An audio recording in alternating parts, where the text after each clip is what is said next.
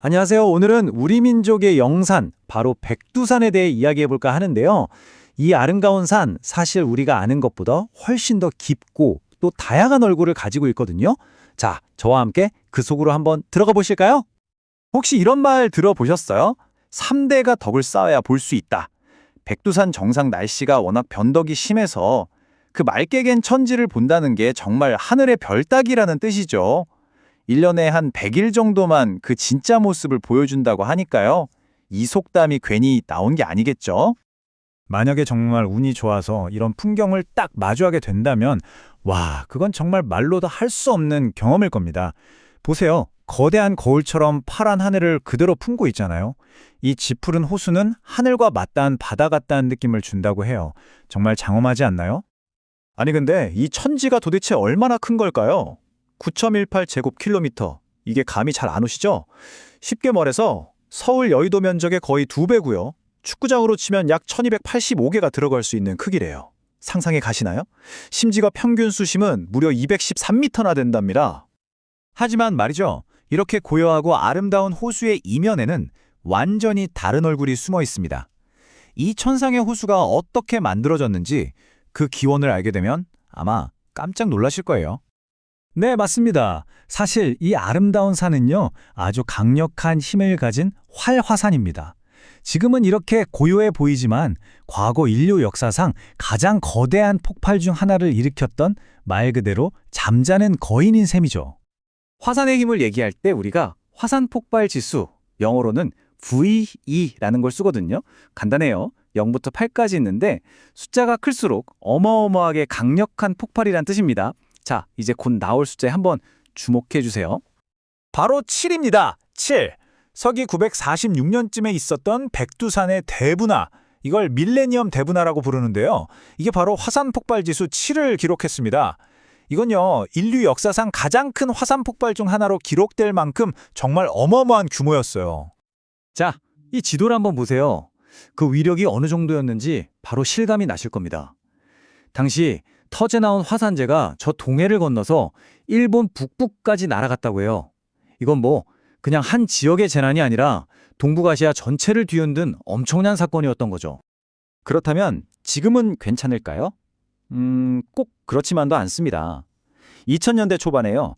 백두산에서 수천 번이 넘는 화산성 지진이 감지되고 온천수 온도가 83도까지 치솟는 등 심상치 않은 징후들이 계속 나타났어요. 이게 뭘로 의미하겠어요? 백두산이 그냥 잠든 게 아니라 여전히 살아 움직이는 활화산이라는 아주 명백한 증거인 셈입니다. 그런데 백두산의 복잡한 이야기는 여기서 끝이 아닙니다.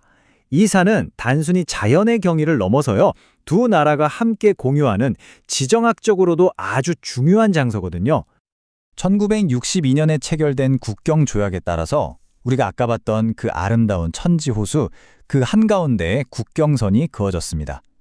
여기 보시는 것처럼 약 54.5%는 북한, 그리고 나머지 45.5%는 중국의 영토가 된 거죠. 그래서일까요? 두 나라는 유네스코에 이 산을 등재하려고 신청할 때도 서로 다른 이야기를 내세웠습니다. 중국은 창바이산이라는 이름으로 이걸 생태 문명의 상징이자 중국 문화의 뿌리와 연결 지으려고 했고요. 반면에 북한은 백두산의 학술적인 가치와 혁명의 성산이라는 민족적인 상징성을 더 강조했죠. 결국 같은 산을 두고 서로 다른 이야기를 하고 있는 거예요. 그러다 보니 이름 자체도 논쟁거리가 됩니다. 우리는 당연히 백두산, 천지라고 부르지만 중국에서는 창바이산, 텐츠라고 부르거든요. 국제사회에서 어떤 이름이 더 많이 쓰이느냐, 이게 또 미묘한 영향력의 변화를 보여주기도 하는 거죠. 자, 그럼 이제 과학과 정치를 잠시 넘어서 이 산이 품고 있는 문화적이고 신화적인 중심으로 더 깊숙이 한번 들어가 볼까요? 아주 오래전부터요, 이 천지의 깊고 푸른 물 속에는 정체를 알 수 없는 어떤 생명체가 살고 있다는 전설이 내려오고 있습니다. 네, 바로 그 유명한 천지 괴물 이야기입니다. 기록을 보면요, 1903년부터 시작해서 아주 최근까지도 목격담이 끊이질 않아요. 처음엔 물소 같다고 했다가 나중엔 물뱀 같다는 이야기도 나오고 심지어 한 번에 20마리를 봤다는 주장까지 나왔죠. 물론 과학자들은 천지의 그 차가운 수온이나 화산 활동의 역사를 볼 때 큰 생명체가 살기는 거의 불가능하다고 봐요. 하지만 이런 전설은 계속해서 사람들의 상상력을 자극하고 있죠. 하지만 어떤 전설보다 더 중요한 건 이 산이 우리 한민족에게 갖는 의미 그 자체일 겁니다. 백두산은 그냥 하나의 산이 아니에요. 아주 오랜 역사 속에서 우리 민족의 정신적인 구심점 역할을 해온 바로 민족의 영산인 거죠. 그렇다면 이렇게 여러 얼굴을 가진 이 산의 미래는 과연 어떤 모습일까요? 백두산은 앞으로 이 지역에서 또 어떤 역할을 하게 될까요? 아마 많은 분들이 기억하실 텐데요. 2018년에 남북의 두 정상이 백두산 정상에 함께 올라서 손을 맞잡았던 그 역사적인 순간 말입니다.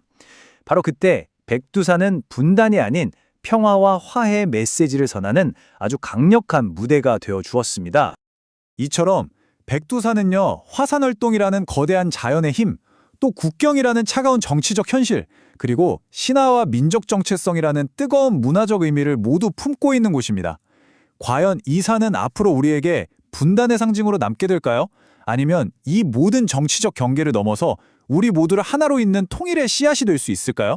여러분의 생각은 어떠신가요?